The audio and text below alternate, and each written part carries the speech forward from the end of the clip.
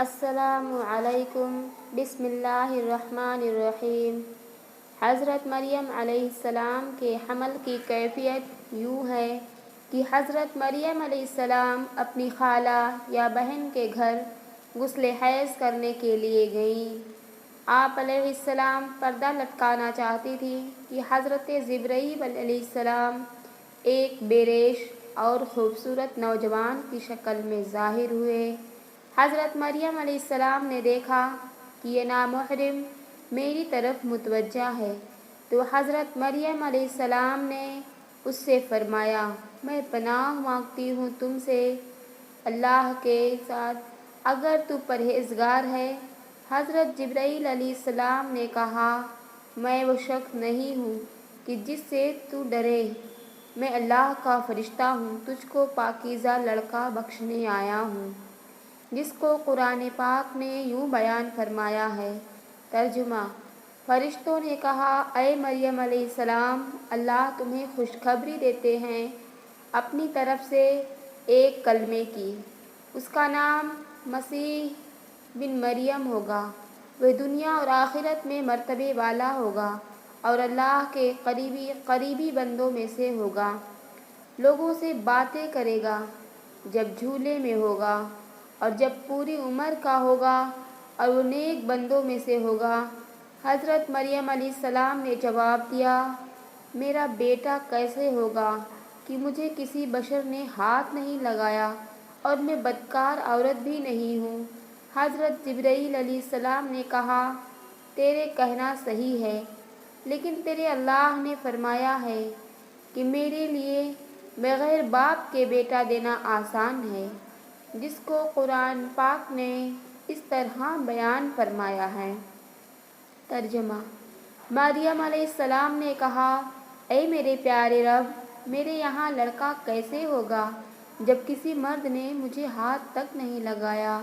اللہ نے فرمایا، اسی طرح اللہ پیدا کرتا ہے جو چاہتا ہے، جب وہ کسی کام کا فیصلہ کر لیتا ہے تو اس کو کہتا ہے ہو جا، بس وہ ہو جاتا ہے۔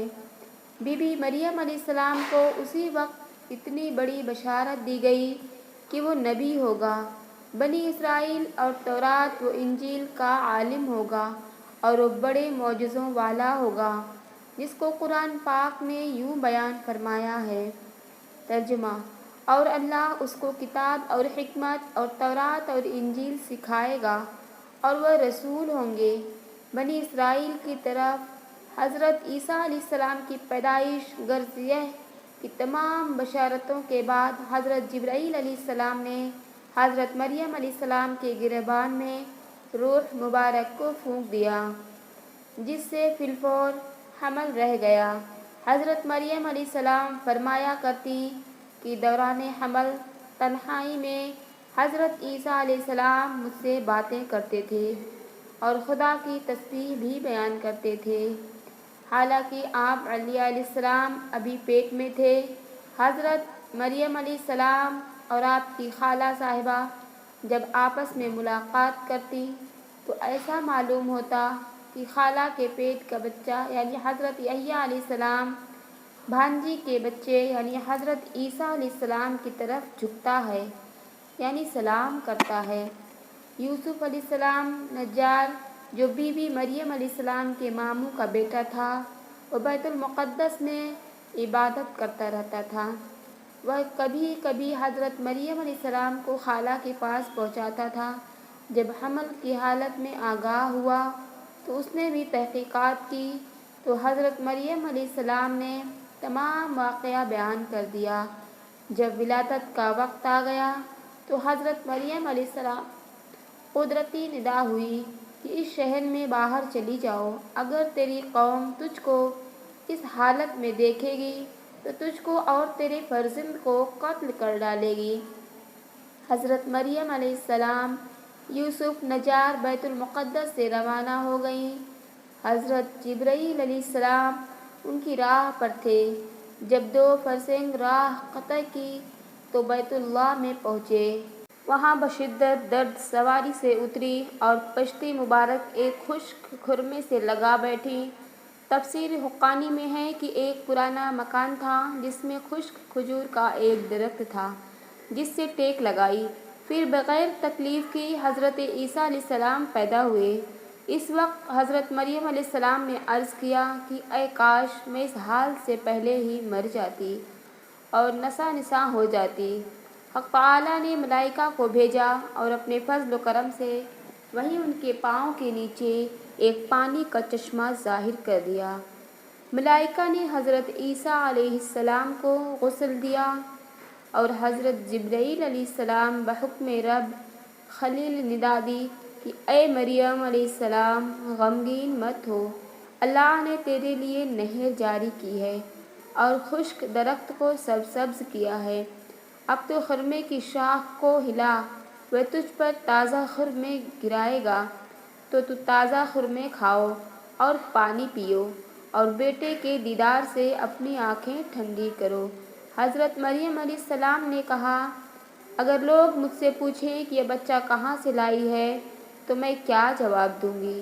حضرت جبرائیل علیہ السلام نے کہا، اگر تو کسی کو دیکھے تو اشارے سے کہہ دینا کہ میں نے خدا کے لیے روزہ نذر کیا ہے کہ کسی بنی آدم سے بات نہیں کروں گی۔ اس زمانے میں کھانے اور پینے کے علاوہ باتوں سے بھی روزہ ہوتا تھا، جس کو قرآن پاک نے یوں بیان فرمایا ہے۔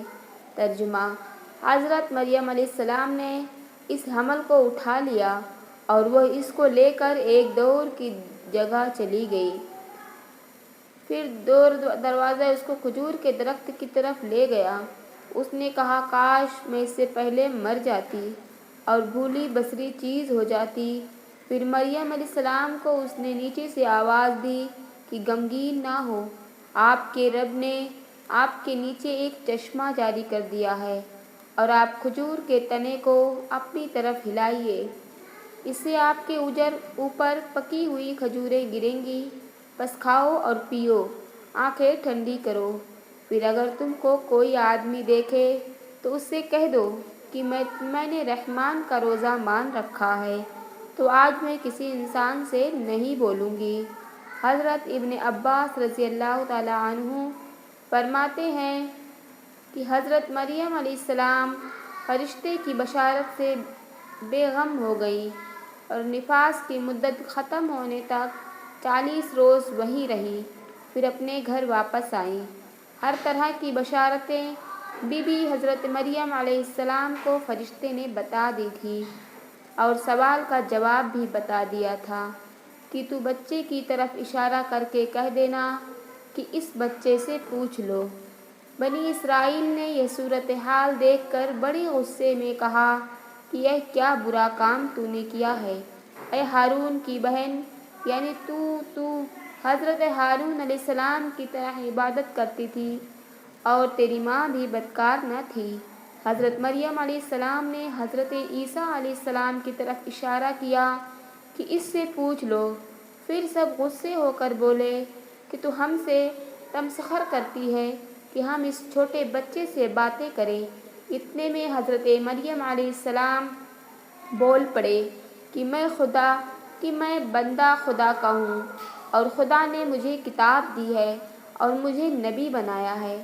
جب یہود نے یہ معجزہ دیکھا تو ان کی زبان بند ہو گئی۔ چنانچہ ارشاد ہے، پھر اس کو گود میں لیے ہوئے اپنی قوم کے پاس آئی۔ لوگوں نے کہا، اے مریم، تم نے تو بڑا طوفان کر ڈالا۔ اے ہارون کی بہن، نہ تمہارا باپ کوئی برا آدمی تھا اور نہ تمہاری ماں بدکار تھی۔ پھر مریم علیہ السلام نے اس بچے کی طرف اشارہ کیا۔ لوگوں نے کہا کہ ہم اس سے کیسے باتیں کریں گے کہ جو گود میں بچہ ہے؟ بچہ بولا، میں اللہ کا بندہ ہوں، اس نے مجھے کتاب دی اور مجھ کو نبی بنایا۔